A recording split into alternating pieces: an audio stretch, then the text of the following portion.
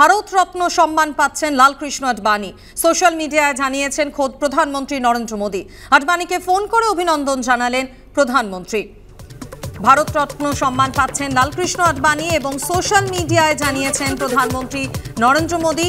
Lalkrishna আডবাণীকে phone করে অভিনন্দন জানিয়েছেন প্রধানমন্ত্রী নরেন্দ্র মোদী।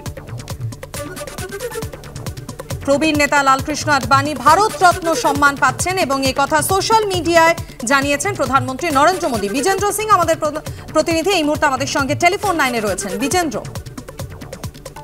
দেখো মাঝে কয়েকদিন আগে আমরা দেখেছিলাম বিহারে কর্পূরী ঠাকুরকে ভারতরত্নের জন্য ঘোষণা করা হয়েছিল কেন্দ্রীয় সরকারের তরফ থেকে।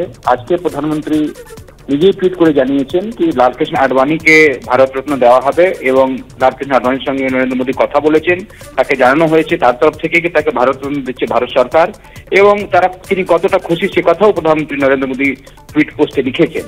এবং মনে রাখতে হবে কি যখন নরেন্দ্র মোদী উত্থান হচ্ছিল গুজরাট থেকে, সেই সময় সব থেকে বড় মদত করেছিলেন নরেন্দ্র মোদীকে, সেটা ছিলেন লালকৃষ্ণ আডবাণী দিল্লি থেকে। ডেপুটি প্রাইম মিনিস্টার ছিলেন সেই সরকারে বাজপেয়ীজির আন্ডারে এবং সেই সময় থেকেই একটা সময় বলা হতো কি লালকৃষ্ণ আডবাণীর উত্তরসূরি হতে চলেছেন নরেন্দ্র মোদী। এবং পরে এই মুহূর্তে দেখা যাচ্ছে তিনি যখন প্রধানমন্ত্রী, তার দল সরকার সিদ্ধান্ত নিয়েছে কি লালকৃষ্ণ আডবাণীকে ভারতরত্ন পুরস্কার দেওয়া হবে এবং আজকে প্রধানমন্ত্রী নিজে ফোন করে এটা লালকৃষ্ণ আডবাণীকে জানিয়েছেন। গুজরাট থেকে তিনি সাংসদ হয়েছিলেন পরে লালকৃষ্ণ আডবাণী, এবং তার এলাকার গুলোর যে উন্নয়নের কাজগুলো সব নরেন্দ্র মোদী যখন মুখ্যমন্ত্রী ছিলেন সেসব জায়গায় তিনি করতেন। যখন তিনি রাম জন্মভূমির জন্য যাত্রা শুরু করেছিলেন সোমনাথ থেকে অযোধ্যা যাওয়ার জন্য, সেটাতেও স্টার্ট হয়েছিল যখন তার সারথী নরেন্দ্র মোদী ছিলেন সেই সময়। এবং বলা যেতে পারে যে আন্দোলন তারা করেছিলেন রাম মন্দিরের জন্য, সেই রাম মন্দির এখন প্রাণ প্রতিষ্ঠা সেখানে হয়েছে। এবং তারপর যিনি সব থেকে নেতৃত্ব দিয়েছিলেন এই মুভমেন্টকে বিজেপির তরফ থেকে, লালকৃষ্ণ আডবাণী, তাকে এখন প্রধানমন্ত্রী ঘোষণা করেছেন কি তাকে তার সরকার ভারতরত্ন পুরস্কার দেবে। এবং এই কথা আজকে প্রধানমন্ত্রী নরেন্দ্র মোদী নিজে ফোন করে জানিয়েছেন লালকৃষ্ণ আডবাণীকে, এবং কতটা তিনি খুশি সেই কথাও আজকে প্রধানমন্ত্রী নরেন্দ্র মোদী টুইটার পোস্টে লিখেছেন। ভারতরত্ন সম্মান পাচ্ছেন লালকৃষ্ণ আডবাণী।